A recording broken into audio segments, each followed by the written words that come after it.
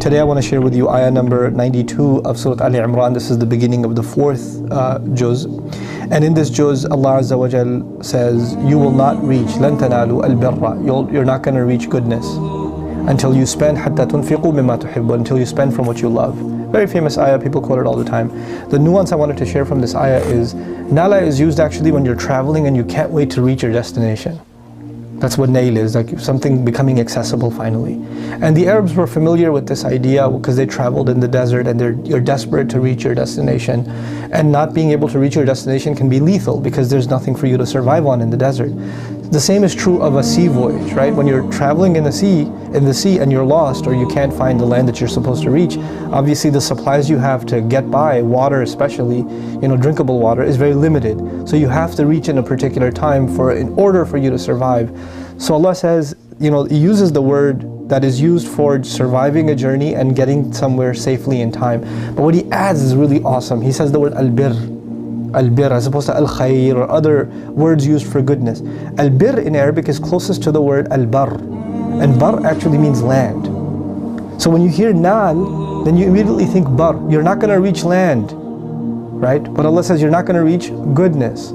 And the idea of words that are similar in phonetics, to use them in this way, this kind of wordplay, suggests that Allah wants us to think of the imagery, right? The idea of, think of yourself as out on sea, unstable waters, storms, and you don't know when you're going to reach.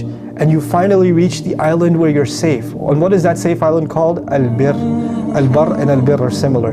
Reaching land is like reaching goodness. Oh, it's good, stability. Being in sin and being in a time in your life which is not good is like being out at sea. You're living in a turbulent lifestyle.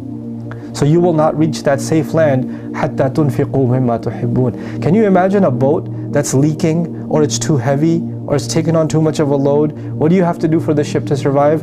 You have to drop the excess, don't you? In order for you to survive?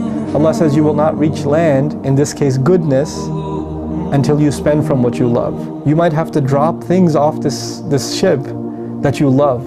And Allah says you'll have to spend things that you love. And it doesn't just mean giving sadaqah to the masjid. It means you might have to spend on relatives you don't like. You might have to give up, some of the luxuries that you have in life, and think of your neighbors and think of other people that are in suffering around you.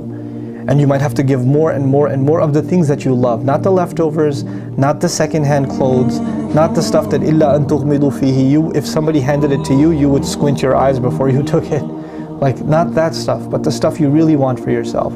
Eid is going to come soon. You're going to go shopping. When you go shopping and you buy that shirt and those clothes or that jewelry or whatever you get for yourself or for a cousin, get the same kind of thing that you would have loved for yourself to give in sadaqah. To give in sadaqah. That is real birr. That's when you know you've attained some kind of goodness. What a beautiful ayah and what beautiful imagery to explain to us that we in this journey, we think that everything we need is on this ship, but Allah is telling us, for you to survive this journey, you better let go of some of these things that you really, really love, if you're going to get all the way to goodness. May Allah Azza wa Jal help all of us reach goodness and make us of the people that are called al-abrar. وَمَا تُنْفِقُوا مِنْ شَيْءٍ فَإِنَّ اللَّهَ بِهِ عَلِيمٌ. Anything you spend, Allah knows really well about it. You don't have to announce it.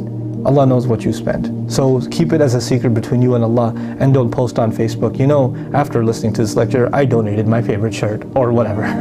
Don't do that. Keep it between you and Allah, because Allah says, whatever you spend, Allah knows about it. فَإِنَّ اللَّهَ بِهِ عَلِيمٌ. May Allah make us of those who reach that goodness and reach that safety. Barakallahu li wa lakum. Wassalamu alaikum. Quran Weekly.